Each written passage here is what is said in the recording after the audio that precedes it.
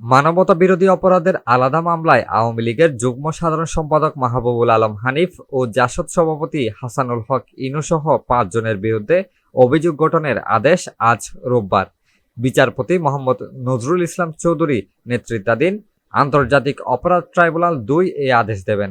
মাহবুবুল আলম হানিফের মামলায় অপর আসামিরা হলেন কুষ্টিয়া জেলা পরিষদের চেয়ারম্যান ও জেলা আওয়ামী লীগ সভাপতি সদর উদ্দিন খান, সাধারণ সম্পাদক আসগর আলী এবং সদর উপজেলা চেয়ারম্যান আতাউর রহমান আতা।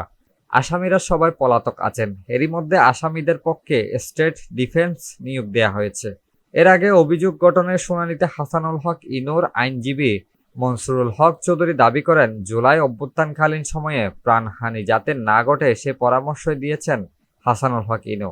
গত ২৫ সেপ্টেম্বর কুষ্টিয়ায় বৈষম্য বিরোধী ছাত্র আন্দোলনে হত্যা ও মানবতা বিরোধী অপরাধের মামলায় ইনুর বিরুদ্ধে আনুষ্ঠানিক অভিযোগ আমলে নেন আন্তর্জাতিক অপরাধ ট্রাইব্যুনাল। এছাড়া ছানকারপুলে ৬ জন হত্যার ঘটনায় ১৩তম দিনের সাক্ষ্য গ্রহণ হবে আজ। এর আগে এই মামলায় সাক্ষ্য দেন ২০ জন।